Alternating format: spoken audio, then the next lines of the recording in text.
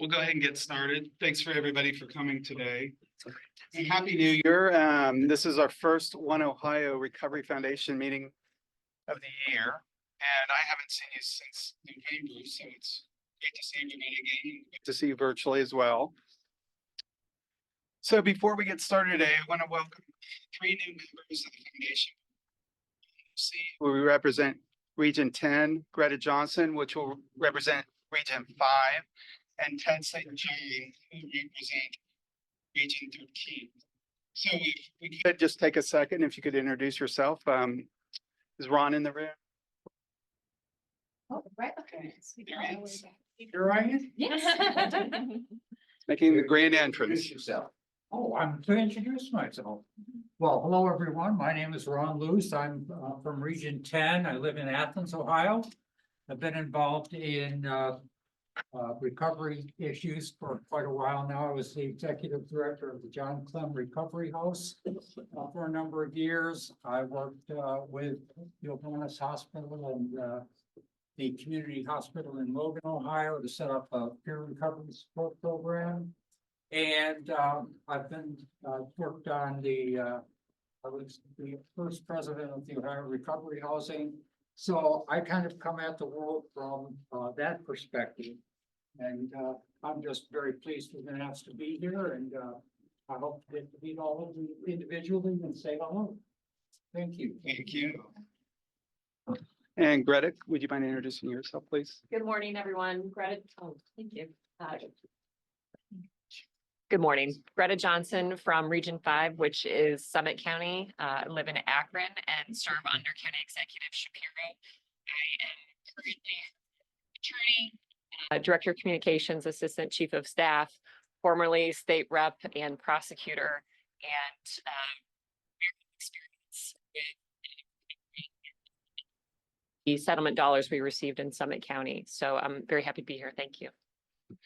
And we want to wish the best for Deb Matz, who's embarking her new role in Akron. Can everybody hear me okay?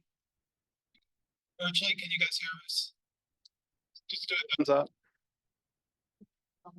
Okay, good. And then finally, Ted St. John. My name is Ted St. John. Glad to be here. I represent Region 13 and I run various treatment centers. I'm a person with lived experience. Currently, I'm the chief executive of a nonprofit. We do recovery housing, transportation, employment, and recovery supports. So I'm glad to be here. And Ted's replacing Catherine, and we appreciate all the hard work Catherine did over the last several months. So we're welcome to have all 3 of you. Congratulations. Ohio does. So before we jump into our agenda, I want to welcome our guests. Virtually, and we can't hear your comments, but we can see you. And if you do have any questions, feel free to send it to info@oneohiofoundation.com. So we'll jump right into the agenda. Last Friday, you should have received the agenda packet via our new board management software onboard. Does anybody need hard copies? So obviously we can't give it to you in the virtual, but in the room, does anybody need it?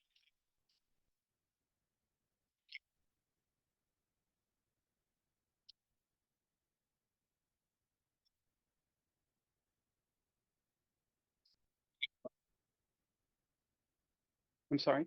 The agenda. Board packet for the audience. Just the agenda. Just the agenda. Before we start our conversations, we'll make sure there's no proposed amendments to agenda. The motion to approve the agenda from the last meeting in December. Mr. Mason? Okay.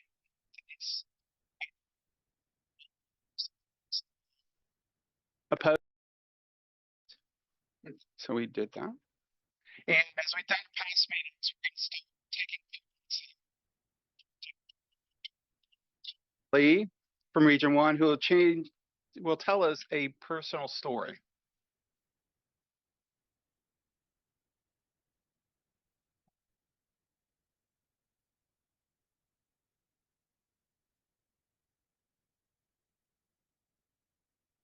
Good morning, everyone. Again, my name is Dawn Tyler Lee. I represent Region 1, which is Franklin County, and it's my honor to share a story from one of our residents here, Shay Brown. Good morning. With its cold days and gray skies, winter can be a tough time for those struggling with behavioral health challenges or grieving the loss of a loved one to substance use disorder. As we think about our service and mission on this board, we keep all of those in our hearts.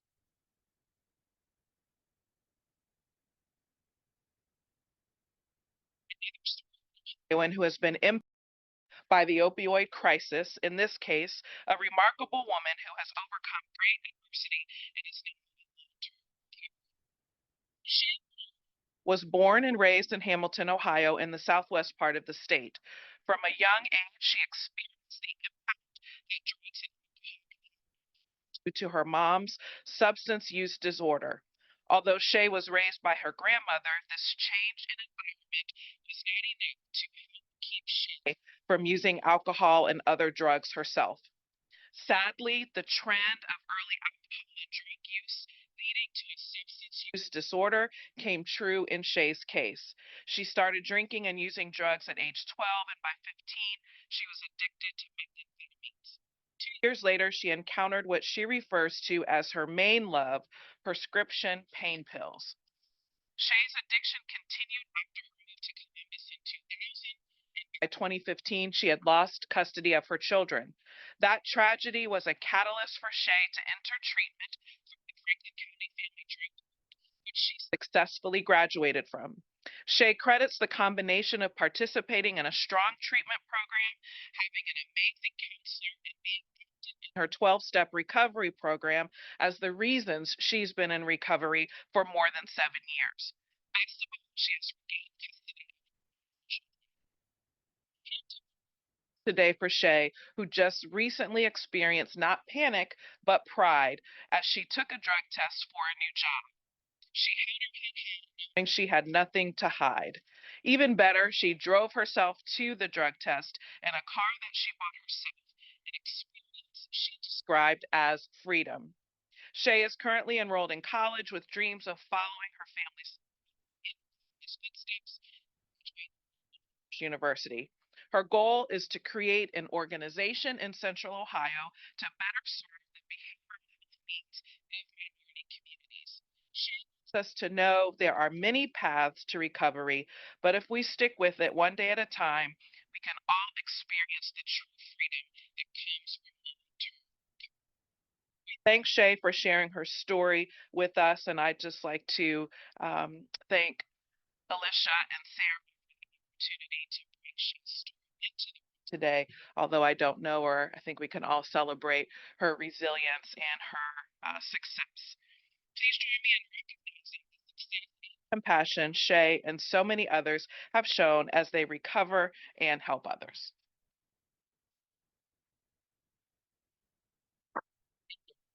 Thanks for sharing. It's always inspiring to hear these stories, and fortunately, this one turned out much better than some of the others. And it's sad to see some of the things.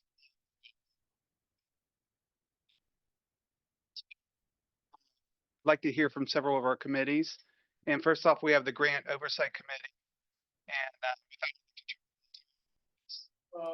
Chairperson, I don't believe we approved the minutes from the last meeting. I think the previous motion was to approve the agenda. So I believe we skipped number 3 on the agenda. so, with that said, would anybody like to make a motion to approve the minutes? Well, very good. Any second? All right. Any questions or discussions? All in favor, signify by saying Aye. Tom's with us virtually, and Tom, do you want to take it away? Yeah, good morning, everybody. This sound is kind of hit and miss for those out here in virtual world. Sorry I wasn't able to join you today. Hopefully you're hearing me okay, but principally we're going to hear from Sarah and Alicia along the way. Our committee met. Our committee is now meeting twice a month. We just concluded a meeting earlier this morning, focusing on both the continued progress of regional preparation, which we'll have an update from, and then we put most of our work into finalizing or getting quite close to finalizing the RFP that we hope to release in the near future. So I'm going to, with having said that, I want to kick it to Alicia and Sarah as you choose to give us an update both on progress and RFP, and we welcome your questions and feedback on both. And Alicia, just let me say, let you go ahead and field everything because I may or may not hear it out here. Okay. And okay. we'll take a second. I know that we're working through the audio, trying to support that issue. Is there anything that we can do to, did you say you want to restart it? I'm sorry to put you on the spot.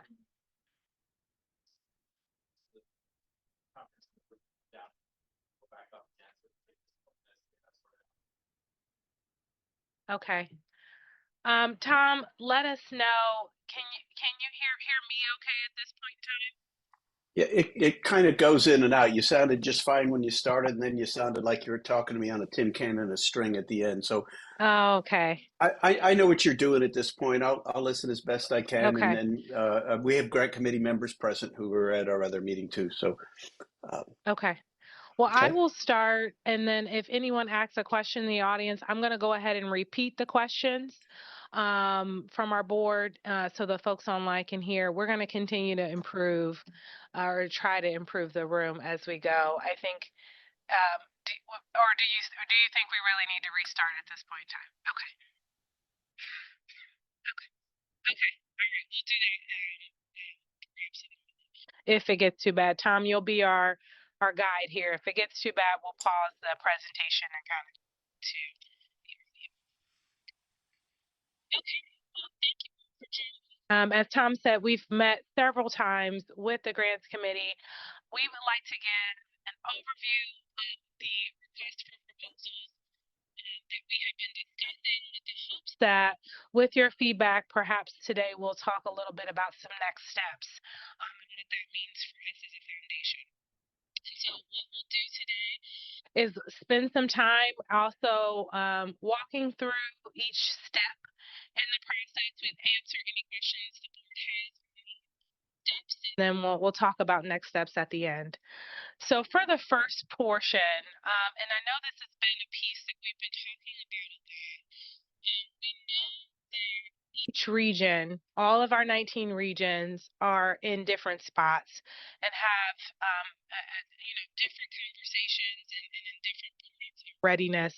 And so throughout this process, we've been working, and Sarah has been doing a great job working with all of the regions to really understand where we are. And I think back in October, from those conversations and in December's meeting, we talked about bringing things together in one process so that we can speed up our ability to get the money out the door as quickly as possible. And so what you're going to go through today and what this is a reflection of that, what the process will be for the One Ohio grant process for this year.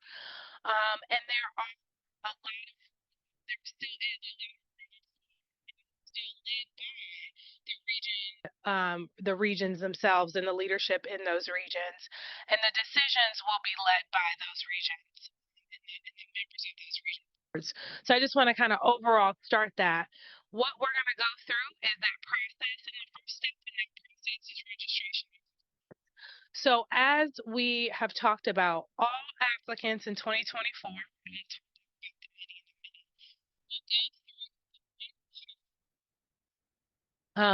they'll come to our site and they'll register.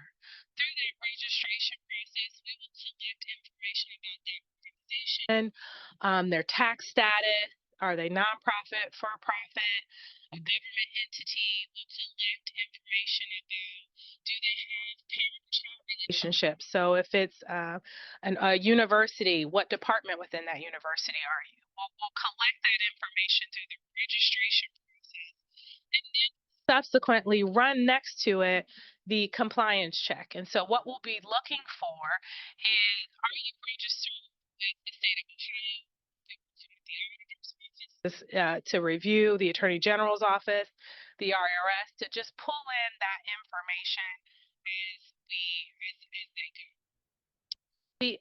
This will all determine that organization's eligibility.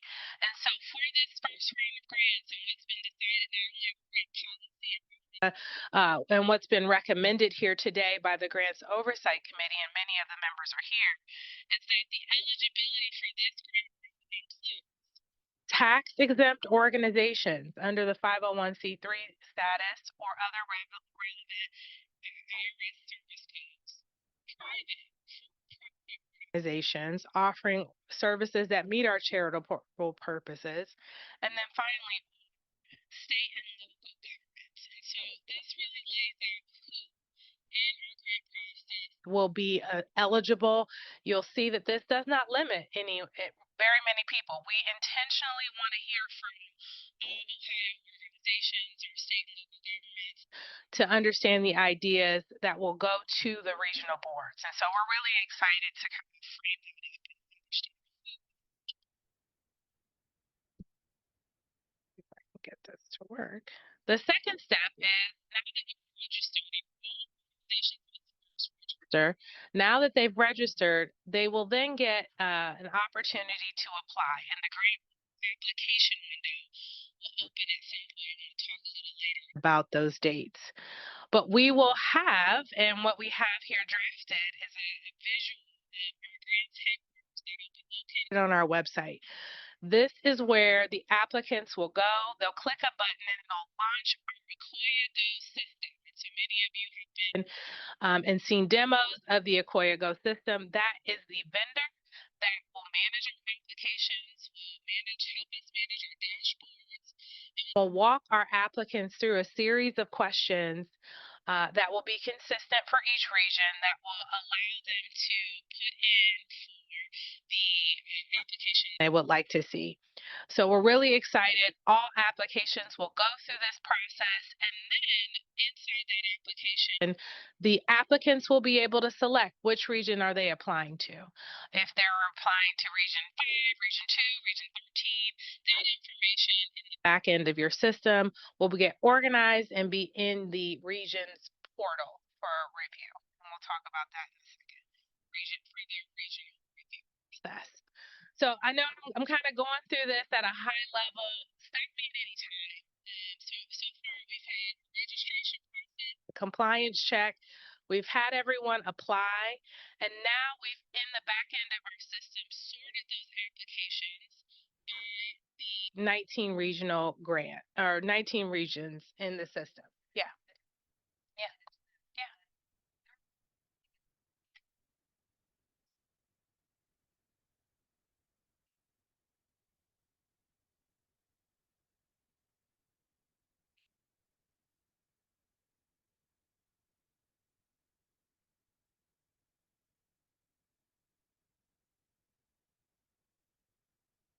Right. It's recorded, I believe. Yeah, that's true. Yeah, it is recorded.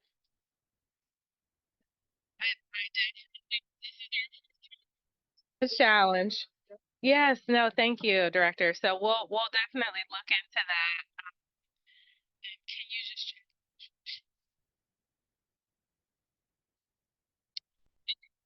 Always fun.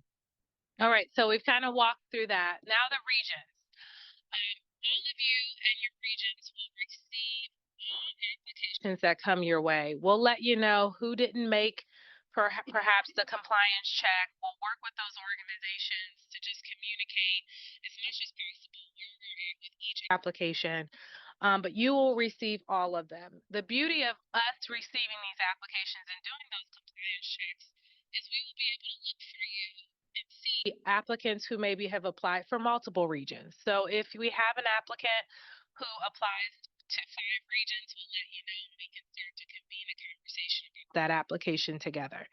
So this will be a process for all of us, to all of us. But we're excited about the regional opportunity and that the decisions really made at that local level. So of those, once the 19 regions kind of receive the applications, they're going to be looking at this with the lens of how much do I have in my regional bank account. For this grant season for this year, we will have a total of 51 million and a little bit more, 51,194,220.72 cents, as you see this process. But we are asking that applicants take into consideration the total regional bank account so that they can make decisions appropriately. So for example, if we have a applicant who's applying in a region and that region only has dollars, we don't believe they should be asking for 5.6. And so we really wanted to make that clear. That is what is in the RFP that you will have drafted in your accounts, and really wanted to support, making sure that those award requests were reasonable compared to the budget. We also and are putting forth to you the length of the projects, and so wanted to put this in front of you that applicants and recipients of the awards could be for 12, 24, or 36 months. So this will allow that opportunity for these new innovative programs to get started, and we'll work with them within these grant award periods to get that going.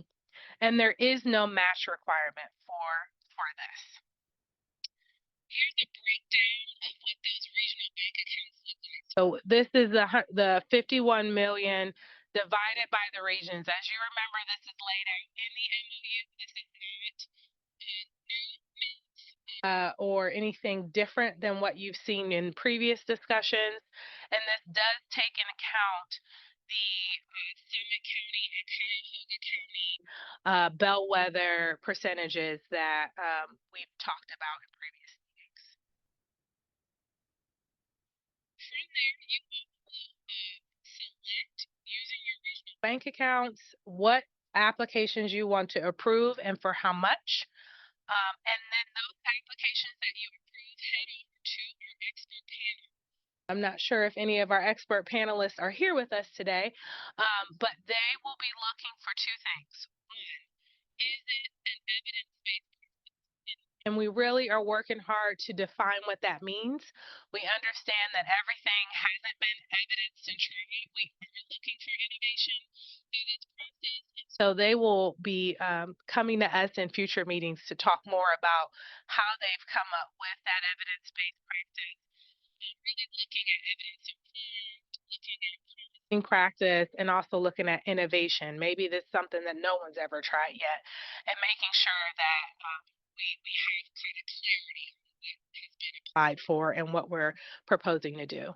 And then they also are checking, their second check is around the abatement strategies. Does this the intent of the Ohio abatement strategies, and really looking at that list and making sure that we're in lockstep.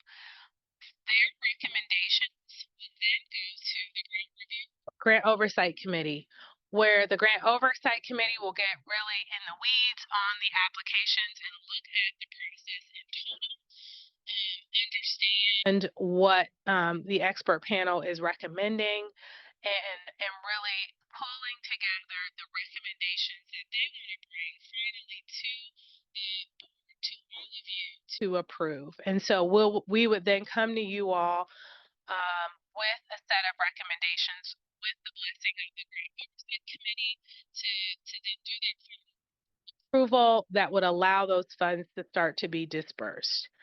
A couple things that this process, and then open question doesn't really account for, that is a possibility within this process, is that we, again, know all regions are in different spots. The majority of our regions are ready to go, and many are really close. But if, for example, a region is ready and they get their applications and in 2 weeks they've turned it around and they're ready for an approval and disbursement, they will bring that application and that set from that region to the grants committee and subsequently to you all as soon as it's ready. And so there could be kind of, instead of just one big award meeting, it could be multiple award meetings as things are ready and become available and are approvable So I wanted to make sure we pointed that out.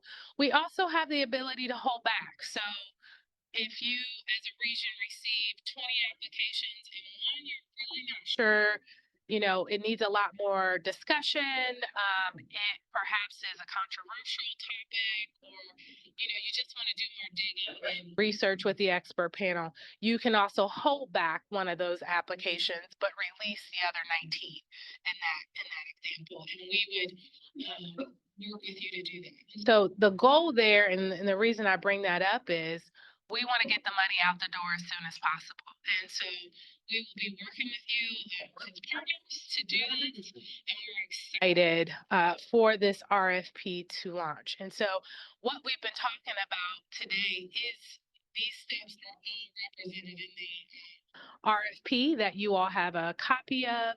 And I would love to hear any questions or concerns you have about any of the process.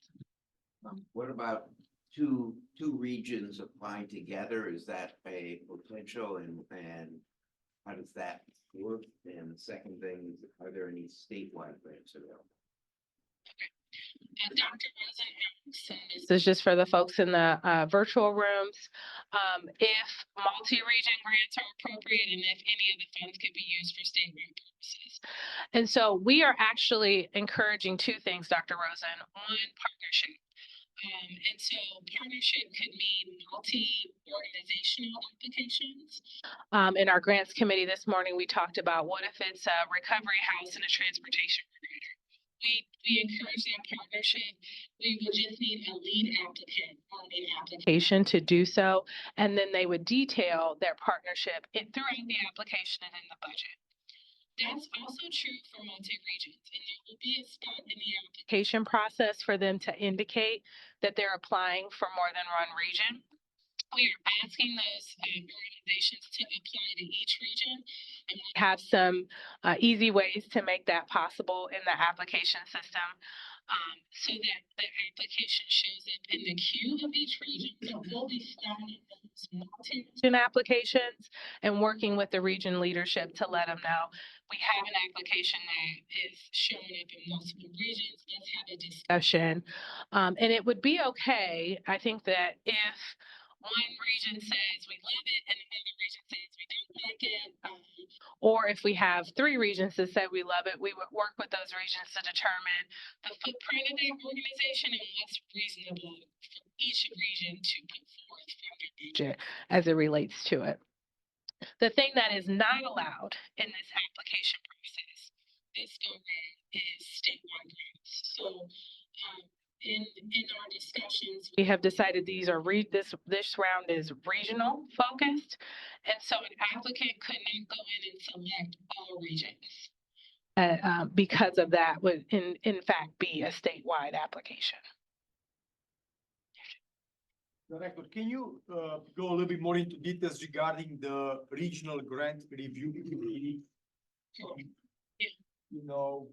How do we select those committee members, and maybe what are their responsibilities and what exactly they need to do? Absolutely. So we will be working with the regions, Sarah particularly, will be working with the regions to kind of touch on this in the next 4 weeks.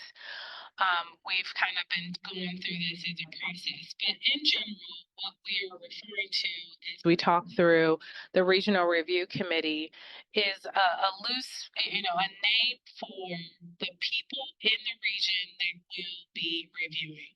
For some regions, they have opted to create a more structured, this is the committee.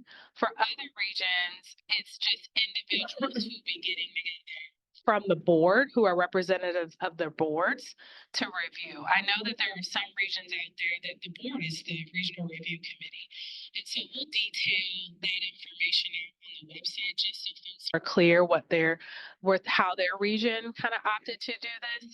But we want to make sure that we have identification of those individuals in the regions that are the regional reviewers, because not only are they going to get access to our backend systems, they're also going to be required to sign non-disclosure agreements and conflicts of interest to make sure that they're appropriately reviewing the applications that they should be reviewing in the system. and keeping the information um, confidential as needed. Alicia, just for the minutes. Time period for this money is what? This is the first allocations, this is for this year. So, when somebody asked, when is next year? I know the numbers might change, just so people know the time they have to work with this pot. About the time period for those of you on the virtual room. And so I want to make sure I understand, because I do have two things for you. If we have and can get consent approval on this RFP process and this recommended RFP today, I'd like to release the dates for this year. And then for next year, I think we will talk through dates and time periods as we experience this first round.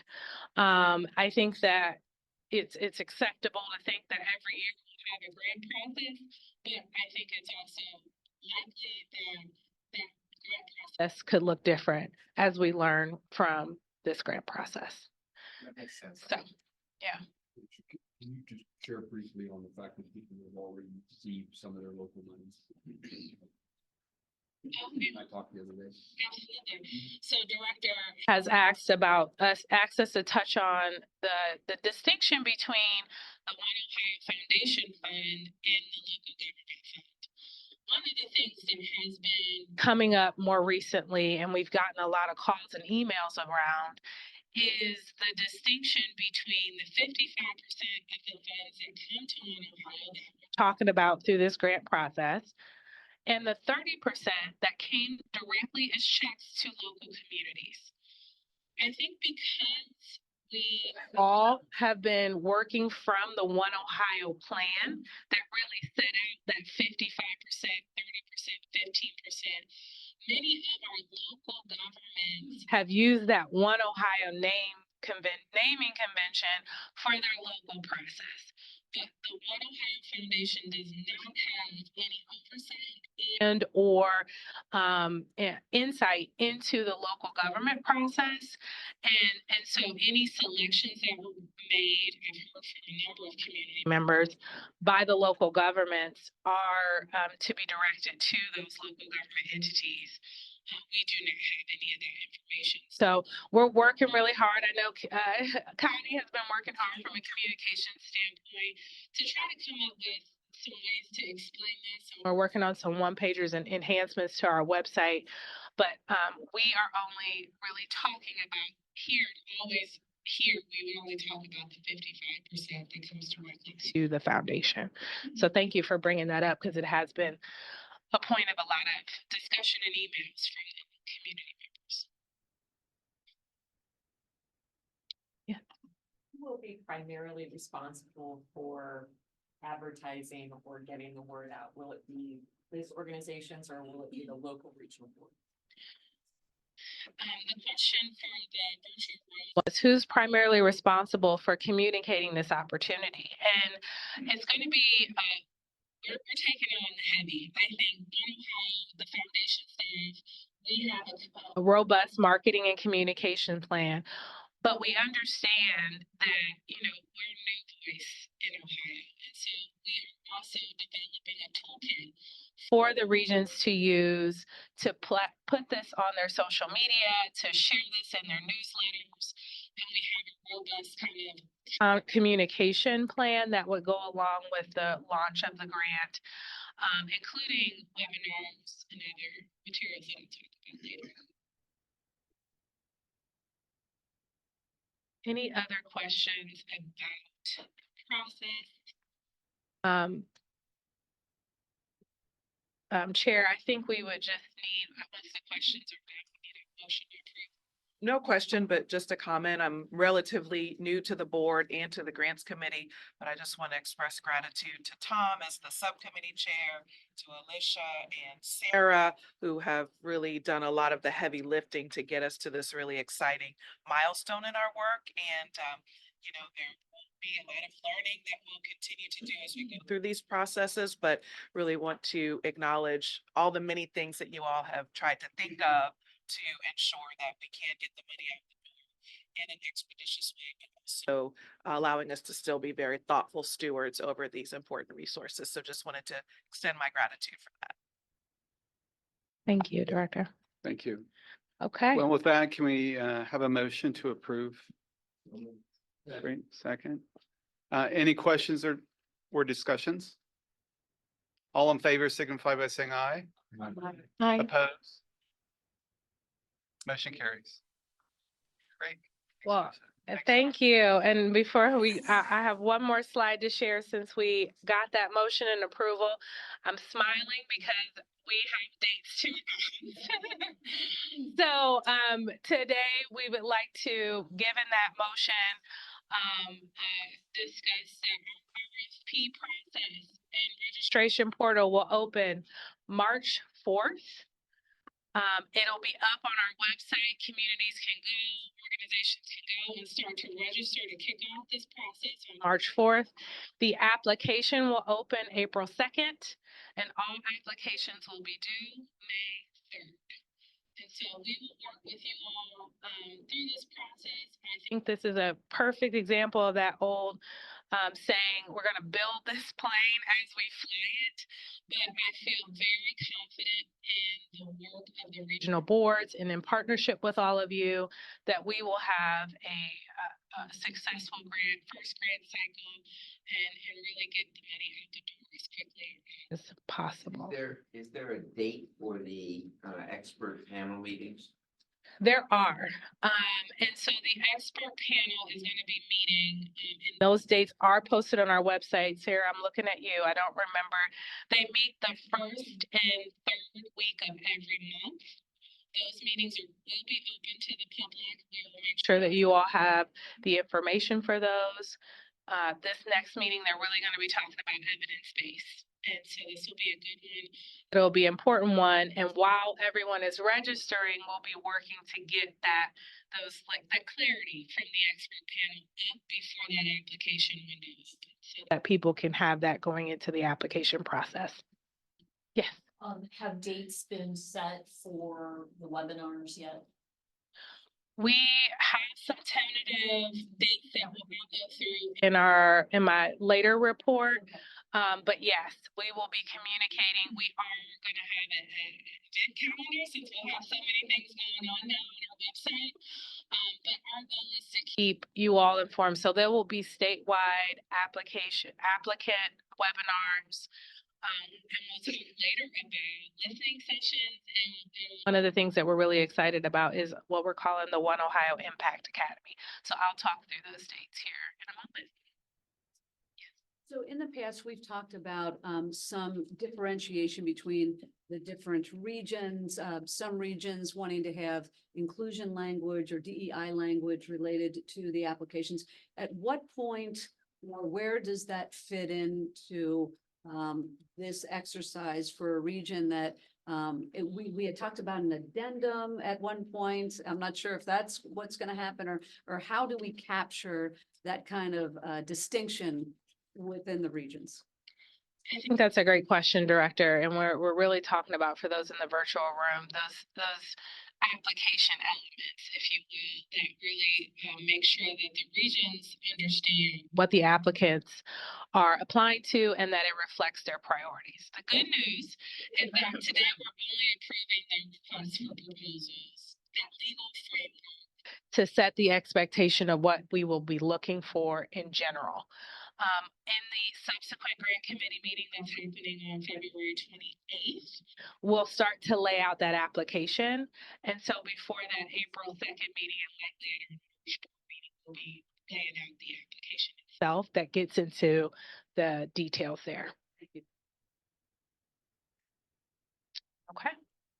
All right, that concludes the grant. One other comment. I don't know if this was by design or not, but there's one date on the calendar that gives us a direction, which is March 4th. And so I love the significance of the opening of the RFP because we are marching forward towards our goal. So I love that. You know, that was a Valentine's Day present from you to me. I didn't even think of that. That's just how life works sometimes. Beautiful. Thank you for that, Director. Okay. And raised online. Okay. Is it one of your, remember, oh, Director Smitherman, good to see you. Good to see you. Thank you all so much for the excellent presentation and all the hard work. A question regarding an applicant who submits an application and they're not selected, or their application is not in good order. How do we provide feedback to them, or for the applicant to provide feedback to us through the process? It's a great question, Director. So there will be that room for feedback. We will be collecting, and we'll go through this in more detail at later meetings. I think the process of the application is an important one that we'll likely kind of touch on in March. But to speak to that, we want to make sure that we're communicating along the way. And so we are not the state, we are not a federal government entity. We have the ability as a foundation to have a dialogue with the applicants. And so we intend to use that and really support whatever innovations they're putting forth. And we know that we want to see those kind of long-term operators in this process, but we also want to see the new mom and pop shops who have never really applied to a grant at this stature. And so we will support that that process at in the application process. I think that's all I could say today. That wouldn't be confusing, but at the next meeting, we'll go through that process so you can see what that looks like for the applicant in the system. Okay.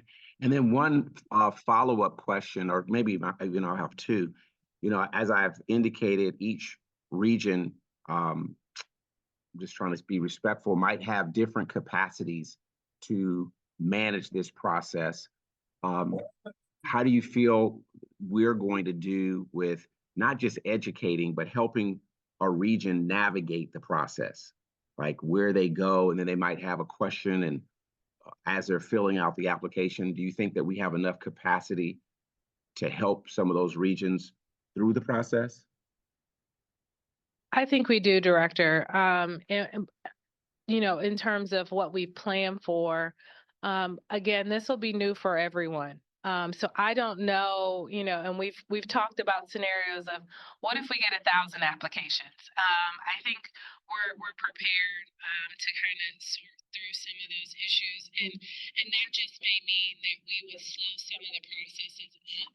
But in terms of, let's just say, applicants first in, we would come up with some processes there. But in general, our goal is to support the regions. We understand that the regions are made up of, hundreds of volunteers. And so our staff team, as we build up, and as you know, we have 2 positions posted, and we're kind of rounding a corner on one of those positions now. As we staff up, we will be continuing to partner with the regions to support this process. So that will look like trainings. That looks like our regional recap meetings that Sarah has introduced to all of the regional board members this Friday. There's a regional recap meeting for any that missed this meeting, that they can ask questions. And then we'll be coming out to your community. So when you guys are doing the review sessions of these grants, we'll be there with you. And our new grants manager, once we bring them on board to support the process in person. And so that's our plan as of today, but it is a thing that we're watching, Director, and may come back with, we need more help, or, we need to come up with new ideas, but it is a plan of ours. And then my last question is, are there any issues with board members participating at the local level, reviewing the applications, and then also participating at the director level, approving them? And there might not be any issue with that, but I want to ask that question openly. Is it something we've thought about? If it is, where do we stand with that? And if you can't answer that question now, and you need to spend some time with it, just get back. Well, I'm looking over at Andy Ferris, our general counsel here, to help support. I'll start, Andy, and then perhaps you can add more color. This is an area that we are concerned about. And I know those of you that are on the legal ad hoc committee will be hearing from us. We want to walk through those process steps and have a system in place before any applications hit the regional review process. So again, flying that plane as we build it, we do need to have discussions about any conflicts of interest, and that would be an example of one of them. Andy, do you have anything to add? Yeah, I don't know that there's necessarily an inherent conflict of interest if we have, particularly, I see the scenario in the smaller regions where we have somebody who is a regional reviewer who is also a director. They're going to be taking a fresh look at all of these. And we are working through as at the regional level with the reviewers. It's a great question.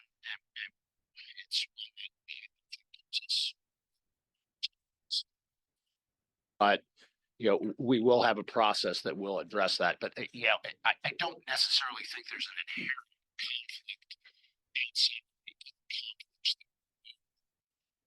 Where you have people on regional boards that may be providers, maybe vendors, maybe associated with applicants. And really, we're trying to work through that with the conflict of interest policy at the regional level. Thank you very much. Okay, I know that was a long report, but that concludes the Grant Oversight Committee unless, I do have a follow-up to your response. Thank you. What about the director sitting here in a room, if they are part of entities that are thinking about applying for this funding, are they automatically unable to apply for the funds, or are we gonna have a process if somebody around this table works for an agency that's willing to apply for funding?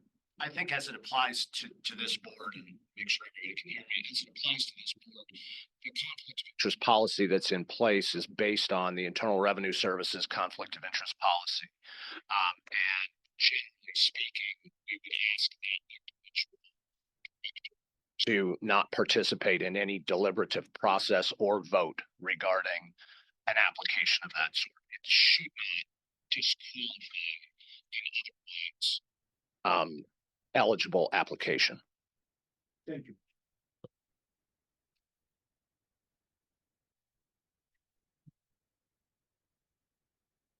Thanks, Alicia. Very well done. And now we'll turn to the Personnel Committee. Julia, if you could give us a report, please. I need to come up there. Can I just do it? Well, you can do it from there if you want to. This is going to be very brief. On Wednesday, January 10th, the Personnel Committee met. We had 5 members in attendance along with the staff. We discussed the personnel policy, and a vendor called Paychex has been taken on board to help work through the process and make sure that we don't skip anything.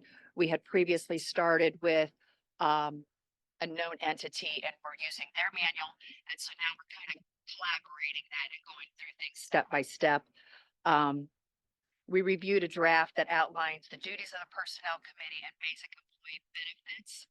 And then we also discussed the current personnel needs of the foundation, which include a grants manager and an executive assistant. Alicia's been whittling through those applications that were going to be received.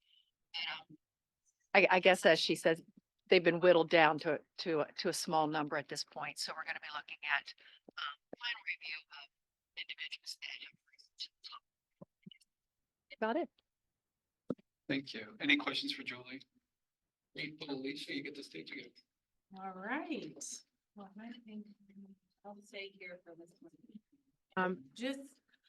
Just had a few small updates to add to what was shared earlier. I first want to thank Jim, Sarah, and Connie, Kevin, and the team, we have been working day and night to bring those dates forward. And I'm really excited that we're here to this day. And I want to publicly recognize the work that they have done to get here. So I know what those key dates, that means a number of things will kind of start to occur, really exciting things that we want to make sure that we're communicating clearly. And one of those things we talked a little bit about is listening sessions. And so that is a term for events that we hope to host in regions. And the focus of these events is to hear from community members. So in March, we will be heading to a few regions, and I'll tell you the dates and locations here in a second, making sure that families who have been impacted, treatment providers who want to know more, understand our grant process, are able to weigh in and have our region board members hear what their priorities are is going to be an important part of this process and our ongoing work. And so we are going to kick off listening sessions to do that. We're excited to say that we have scheduled, let's see, Hamilton County on March 15th. And so we'll be working with Director Treehouse. And then Region 7, Homing and Trumbull, I'm looking at you, Dwayne, on March 18th. So we'll kick those two off, and we will be announcing on our website the other dates. Really hoping that you invite all the community members who have been following along in this process to come learn about the grant steps, the registration portal. We'll talk a little bit about what it looks like to apply, and we'll continue to have updates around what's evidence-based mean, and just answer any questions folks will have, but also listen to them as they want to share feedback with us and or any information. So we'll keep talking about that, and we have some other regions in the works, but we'll keep working to get those solidified. The next area that we're really excited about is our One Ohio Impact Academy. Again, a term of art made up by our illustrious communications team, but the focus of these events are really to share innovation and share best practices as we go into this grant cycle. We know so many things have worked. We want to amplify those things that have worked, and we want to talk through perhaps other funding opportunities. One example of that is with our partnership with the Ohio Recovery Housing Association. They are partnering with us to bring our first Ohio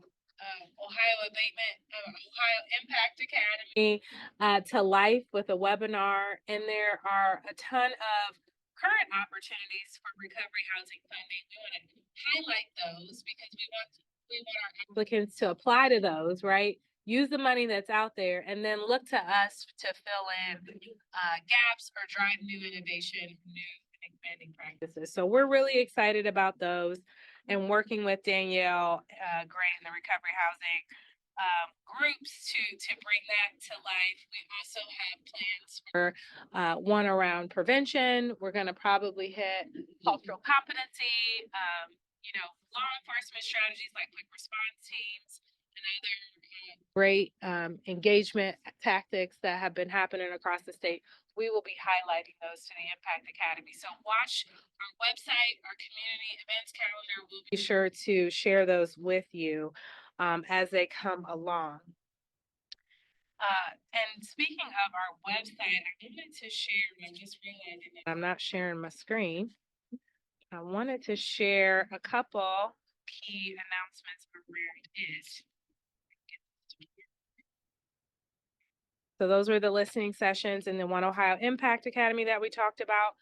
But up on your screen, and I know it's hard for you to see, but you can go to our website, oneohiofoundation.com, and see this in better view. Is we have and are launching today our One Ohio region pages. And so a lot of community members want to know who's on my regional board, when do they meet, what did they talk about previously? So what we have ahead in front of you are two examples from Region 1 here in Franklin County and Region 7. I think that's Trumbull and Mahoning. counties.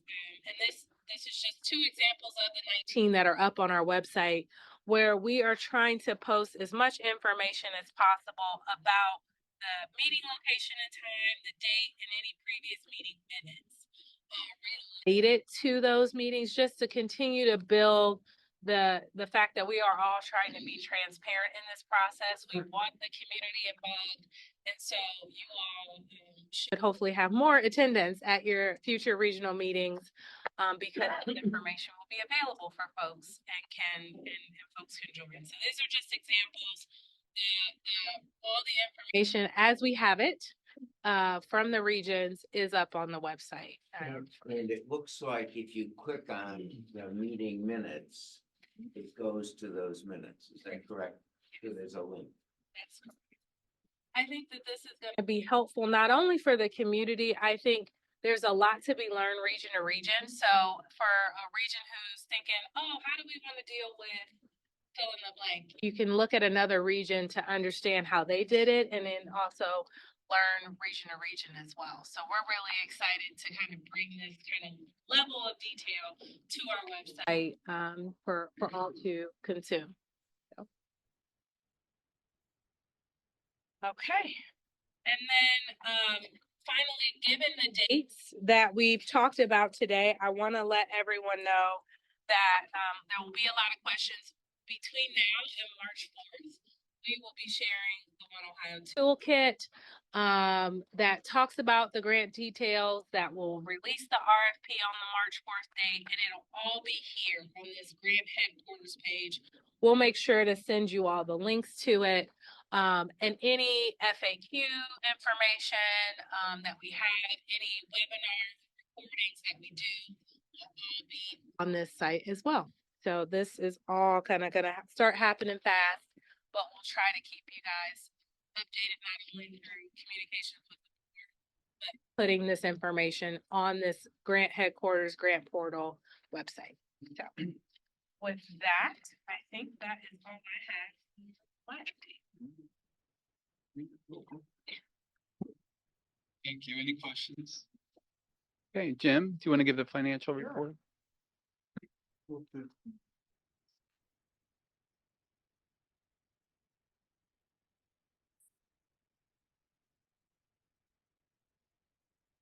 Hello, good morning. For those who. Okay, green, go. For those who don't know me, my name is Jim Quinn. I've been working with the foundation since September of 22. So this news is really exciting because I wasn't sure we were going to get there, but we're there, and I'm probably for sure. But I'm excited to introduce a new and improved budget report that reflects growth that the organization will make this year.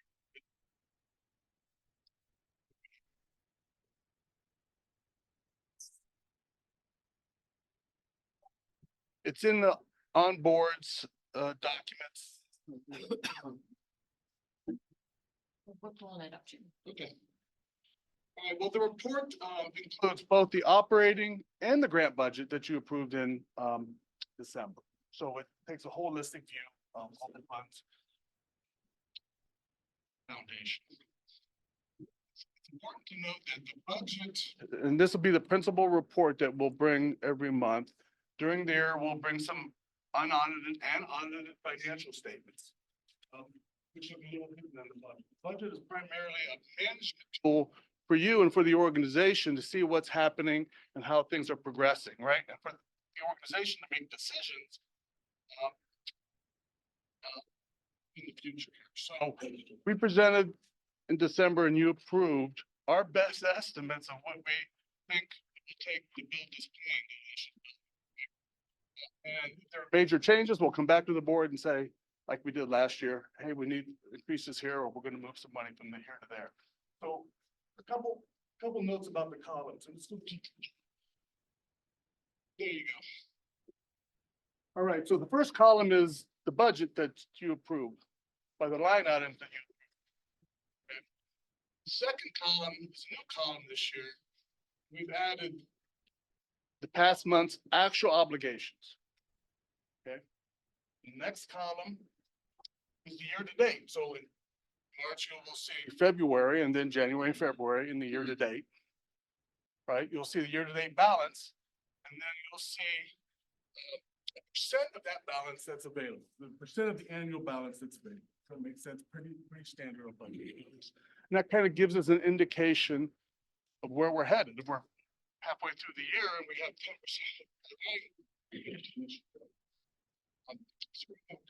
A minute. Okay, and here you'll see the bank balances for all the regions, right? All the regions that money gets awarded and gets spent, numbers will start popping up here.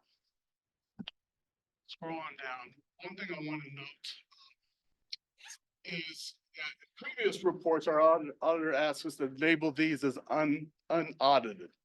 Budget reports are never audited. Working documents, the managerial tools. Other financials will have this label at the top, whether they're audited by our auditor or they're unaudited. So that's just a note, that's a little bit of a change. Does anybody have any questions on the budget? Are we asking to approve this? Yeah. Do you have anything else? Yes, I have another. We can go ahead and make a motion. Can we get a motion to approve the budget? I move. Second. Any questions or discussions? All in favor signify by saying aye. Oppose, motion carries. All right, the second report, at the bottom, if you notice at the bottom, last year we added a cash balance report to kind of show you where the money is. I added a new column, which is the change, which actually show you what happened this past month. And that'll be a year-to-date kind of change. What is happening from our beginning balance to our ending balance, and then we have two banks that we have those funds in. So as you can see, in January, we earned what, 390,000 in interest, right? And we dispersed 1,000 in expenses. Does anybody have any questions? Why the change in the Malincroft bankruptcy and the interest? And then they have this statement from August, which talks about Jansen being 30,602,000. And here it's 27,791,000. 3 million less. What, did we not get the money that was? So the monies that we received. So the approved regional allocation are year 1 and year 2 of the Jansen. We allocated that. Right. Later that summer, we received year 3, which you did not allocate at that time. Right. And so that represents, I think it's 17 million distributors, 10 million Jansen is the 27. And if I could add, I think I see the document you're holding up there. Yeah. That document, if you could hold it up one more time, I believe is estimated of what we thought we were gonna receive.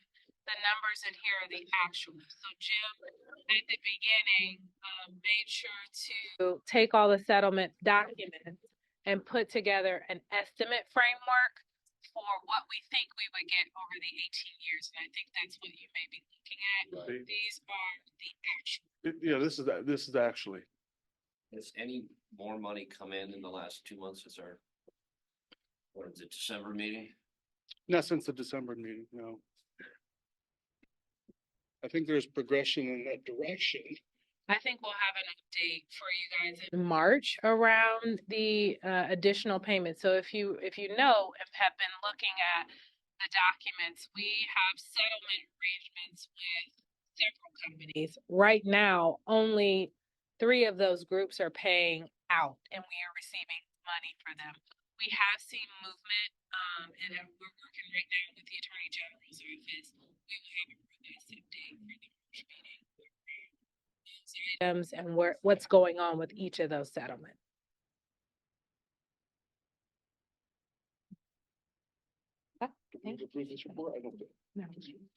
Thank you, Jim. So, before we go to the final part of the meeting, is there anything for open discussion? Well, I do want to make an announcement. It's been almost 2 years since we founded and got this board together. Now, some of the faces have changed, but I'm so proud of what we've done. It's been a long and difficult road. But we made it that way. Now we can see the light at the end of the tunnel. So you should all congratulate yourselves for what we've done. And I also want to announce this is my last meeting as chair. I'm going to be stepping down. I've talked to Don. He'll assume the role as vice chair. I've decided to pursue the Ohio 2 congressional seat. And hopefully I'll be able to do this type of work on a different stage if I'm successful. I'm passionate about the work you guys are doing. I'm passionate about recovery. And I'm passionate about, working with those that are in addiction. So I appreciate the time that you allowed me to chair the board, allowed me to serve on the board.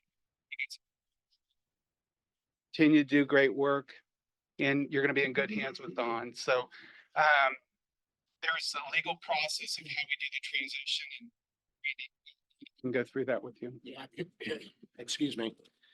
Consistent with the code of regulations,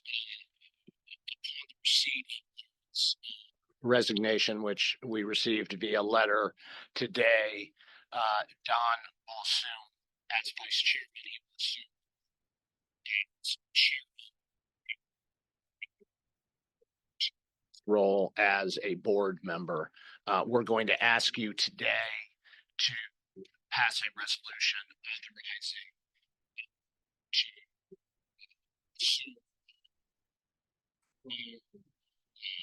authorizing authorizations with respect to taking action that Larry had. So it's just a very simple transition. Very consistent with prior board actions. So we would ask for motion. So with that, okay, second. All right. Any questions or discussions? All in favor signify by saying aye. Aye. Oppose? Great, congratulations, Tom. And with that, I guess we do have. Can we have another resolution to thank you? If you choose to, yeah. We can do that. Thank you. I'd like to propose that.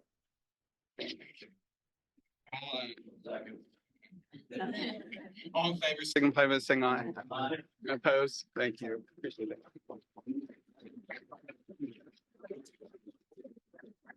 So our next board meeting is Wednesday, March 13th, and I think we'll be having the retreat right after that in April, right?